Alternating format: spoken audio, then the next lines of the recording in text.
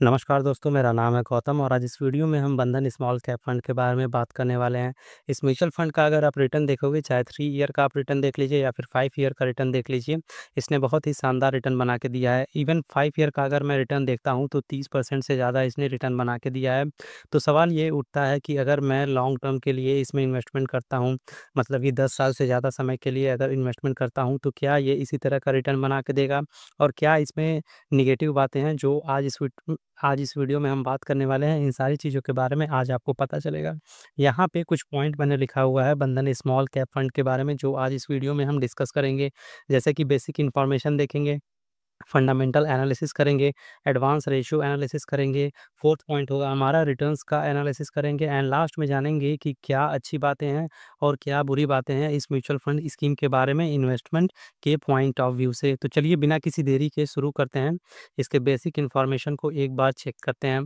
तो अगर मैं शुरुआत करूं फंड के एज से, तो 5 ईयर एंड 6 मंथ हुए हैं इस फंड को लॉन्च हुए। 2020 में यह फंड लॉन्च हुआ था और तब से लेके अगर इस फंड का आप एसेट अंडर मैनेजमेंट देखेंगे तो वो 14,000 करोड़ तक पहुंच चुका है। तो 5 ईयर के अंदर अंदर अगर किसी म्यूचुअल फंड स्कीम का जो फंड साइज़ है, वो 14,000 करोड़ से ज़्यादा हो जा रहा है, तो इसका साफ-साफ मतलब है कि जो फंड मैनेजर है, वो बहुत अच्छे से अपना काम कर रहा है। इसलिए जो इन्वेस्टर हैं, इस पे क्या कर रहे हैं, भरोसा कर रहे हैं और भर-भर के यहाँ पे इन्वेस्टमेंट कर रहे हैं, जो कि इस फंड के लिए बहुत ही अच्छी बात है। बाकी अगर मैं मिनिमम एसआईपी की बात करूँ तो ₹500 से आप यहाँ एसआईपी चालू कर सकते हैं। लमसम ₹1000 से चालू कर सकते हैं एंड ये फंड स्मॉल कैप फंड है, तो ऑब्वियसली यहाँ पे रिस्क हाई होगा ही, वोलेटिलिटी थोड़ी-सी ज़्यादा होगी। बाकी एग्ज़िट लोड यहाँ पे 1% है एज़ यूजुअल, जैसा कि सभी म्यूचुअल फंड स्कीम में होता है। अगर आप अपने म्यूचुअल फंड यूनिट को 365 डेज़ के पहले रिडीम करते हैं तो 1% का आपको एग्ज़िट लोड यहाँ पे देना पड़ेगा। बाकी जो सबसे इम्पोर्टेंट चीज़ यहाँ पे हमको नज़र आती है इस म्यूचुअल फंड के बारे में, तो वो है इसका एक्सपेंस रेशियो, जो कि 0.4% है। बाकी अदर म्यूचुअल फंड स्कीम का आप देखेंगे तो 0.7, 0.65% के आसपास दिखेगा। लेकिन इसका सबसे कम मुझे दिख रहा है 0.4% के आसपास एंड ऑफ कोर्स यहाँ पे कोई भी लॉक इन पीरियड नहीं है, जो इसे और भी खूबसूरत बनाता है। तो ये इस म्यूचुअल फंड की कुछ बेसिक चीज़ें थी। अब इसके फंडामेंटल एनालिसिस को एक बार हम चेक करते हैं। तो यहाँ पे अगर मैं एसेट एलोकेशन की बात करूँ तो स्मॉल कैप में इसने एक्सपोज़र 69% के आसपास लिया है, मिड कैप में आपको 9% एंड लार्ज कैप में आपको 8.5% के आसपास एक्सपोज़र दिखेगा। आप लोगों को पता होगा कि सेबी की गाइडलाइन भी है कि सेबी ने साफ-साफ बोला है कि अगर आप एक्टिव फंड बना रहे हो, मतलब कि एएमसी को साफ-साफ बोला है कि अगर आप कोई active mutual fund scheme launch कर रहे हो, तो कम से कम 65% उस पर्टिकुलर कैटेगरी के स्टॉक होने चाहिए। मतलब कि अगर आप स्मॉल कैप की कैटेगरी का कोई म्यूचुअल फंड स्कीम ला रहे हो, तो उसमें स्मॉल कैप स्टॉक कम से कम 65% रहने चाहिए।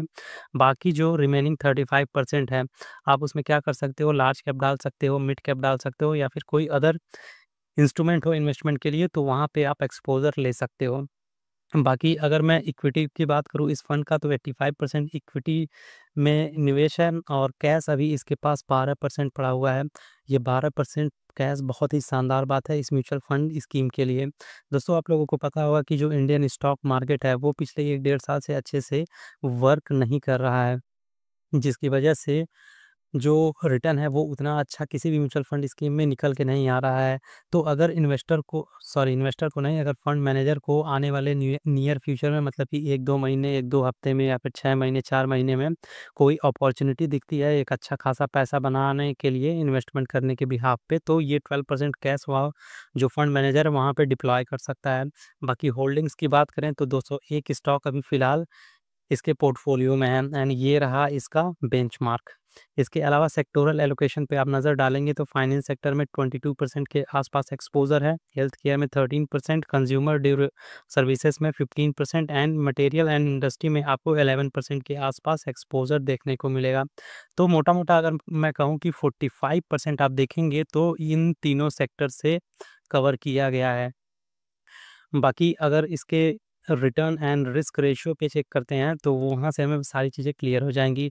देखिए यहाँ पे एडवांस रेशियो को एनालिसिस करने के लिए ये कुछ 4 से 5 पॉइंट हमने लिए हैं, जैसे कि अल्फ़ा रेशियो हमने देखा है। भाई अगर मैं बेंचमार्क का अल्फ़ा रेशियो चेक करूँ तो 1.75 है, जबकि इस फंड का जो अल्फ़ा है वो 6.77 है, जो कि काफ़ी शानदार है। अल्फ़ा जितना ज़्यादा होता है उतना ही अच्छा माना जाता है। अच्छा, ये जो डेटा यहाँ पे लिया गया है अगस्त 31 2025 तक का है, ठीक है? मैं पहले यहाँ पे बता दे रहा हूँ। बाकी बीटा देखेंगे तो बेंचमार्क का 0.90 है, जबकि इस फंड का 0.83 है। ये भी अपने आप में काफ़ी शानदार है। किसी भी म्यूचुअल फंड स्कीम का बीटा वो 1 से कम होना चाहिए। अगर वह 1 से कम है तो काफ़ी शानदार माना जाता है, तो यहाँ पे 1 से वो कम है। बाकी शार्प रेशियो देखेंगे तो यहाँ पे बेंचमार्क का 1.17 है, इस फंड का 1.16 है।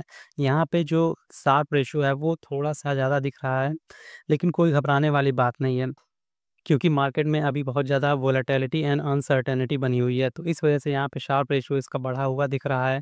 शार्प रेशियो हमें ये भी बताता है कि जो फंड मैनेजर है वो रिटर्न निकालने के लिए कितना ज़्यादा रिस्क ले रहा है, तो इस वजह से यहाँ पे शार्प रेशियो थोड़ा-सा बढ़ा हुआ दिख रहा है।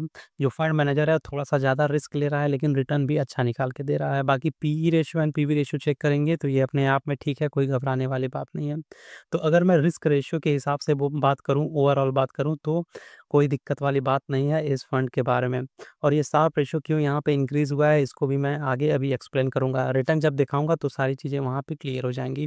तो ये रहा आपके सामने रिटर्न। लास्ट 1 मंथ का रिटर्न देखेंगे, बेंचमार्क ने 3.5% के आसपास रिटर्न बनाया है, जबकि इस फंड ने भी लगभग 3.5% के आसपास रिटर्न बनाया है। लास्ट 1 ईयर में जो बेंचमार्क है उसने -9.22%, जबकि इस फंड ने केवल 3.17% का नेगेटिव रिटर्न बना के दिया है, जो कि बहुत अच्छी बात है भाई। अगर आप ₹100 लगा रहे हो तो बेंचमार्क उसमें अगर घाटा कर रहा है तो 9.22% करने के बाद लगभग वो आपका ₹90 बच रहा है। जबकि जो यह फंड है मतलब बंधन स्मॉल कैप फंड, इसमें आपका कितना बच रहा है, लगभग आपका इसमें बच रहा है ₹96 के आसपास। तो अगर मैं घाटे के हिसाब से भी बात करूँ तो बंधन स्मॉल कैप फंड काफ़ी अच्छा रिस्क मैनेजमेंट कर रहा है। बाकी 3 ईयर का रिटर्न देखिए 29% एंड 32% है, जो कि काफ़ी शानदार है। इसने 3 ईयर एंड 5 ईयर के रिटर्न में अपने बेंचमार्क को बीट किया है। तो अगर मैं रिटर्न के हिसाब से भी बात करूँ एंड रिस्क रेशियो के हिसाब से ओवरऑल इसे कंक्लूड करता हूँ, तो लॉन्ग टर्म के लिए अगर आप इन्वेस्टमेंट करते हैं तो काफ़ी अच्छा म्यूचुअल फंड स्कीम है, कोई घबराने वाली बात नहीं है। बाकी फाइनली जानते हैं कि इसमें क्या अच्छी बातें हैं इन्वेस्टमेंट के लिए और क्या इसमें चैलेंजेस हैं, या फिर कह सकते हैं क्या नेगेटिव पॉइंट है। तो अच्छी बात यह है कि हर साल इसने अपने बेंचमार्क से ज़्यादा रिटर्न बना के दिया है। हर साल इसने बेंचमार्क को आउट परफॉर्म किया है। लो एक्सपेंस रेशियो है एंड लो वैल्यूएशन होल्डिंग है, जो कि इस फंड को और भी खूबसूरत बना रहा है। मतलब कि लॉन्ग टर्म के लिए अगर आप इसमें इन्वेस्टमेंट करते हो, लाइक 8 साल, 10 साल, 12 साल, 15 साल, तो डेफ़िनेटली आपको बहुत अच्छा रिटर्न मिलने की संभावना है। बाकी इसमें चैलेंजेस क्या हैं या फिर नेगेटिविटी क्या है, तो शॉर्ट टर्म इन्वेस्टर के लिए अच्छी बात नहीं है, क्योंकि मार्केट में हाई वोलेटिलिटी होती है and small cap fund volatile होते हैं, ये बिल्कुल साफ-साफ स्पष्ट बात है। तो अगर आप शॉर्ट टर्म के लिए इन्वेस्टमेंट कर रहे हैं लाइक 6 मंथ के लिए या फिर 1 ईयर के लिए या फिर 3 ईयर के लिए, तो वहाँ पे आपको अपने पोर्टफोलियो में बहुत ज़्यादा गिरावट देखने को मिल सकती है। बाकी अगर आप अपने पोर्टफोलियो में स्मॉल कैप फंड रखते हैं तो वो एक्स्ट्रा प्रेशर भी डालता है आपके पोर्टफोलियो पे। तो ये कुछ जो चैलेंजेज़ हैं यहाँ पे लिखे गए हैं। तो अगर आप लॉन्ग टर्म के लिए जा रहे हैं तब तो जा सकते हैं, कोई दिक्कत वाली बात नहीं है। 8 साल, 10 साल, 12 साल, 15 साल के लिए इन्वेस्ट कीजिए, कोई दिक्कत वाली बात नहीं है। लेकिन शॉर्ट टर्म में आपको परेशानी का सामना करना पड़ सकता है। तो ये वीडियो यहीं पे होता है समाप्त। आई होप अभी आपको समझ में आ गया होगा कि बंधन स्मॉल कैप फंड में इन्वेस्ट करना चाहिए कि नहीं करना चाहिए, लॉन्ग टर्म के लिए करना चाहिए कि शॉर्ट टर्म के लिए करना चाहिए। तो ये वीडियो यहीं पे होता है समाप्त। जाते-जाते बस इतना ऐड करना चाहेंगे कि इस वीडियो में जो कुछ भी बताया गया है केवल और केवल एजुकेशनल एंड अवेयरनेस पर्पस के लिए है। किसी भी तरह के फाइनेंशियल प्रोडक्ट को खरीदने, बेचने की सलाह, मशवरा, रिकमेंडेशन, सजेशन नहीं दिया गया है।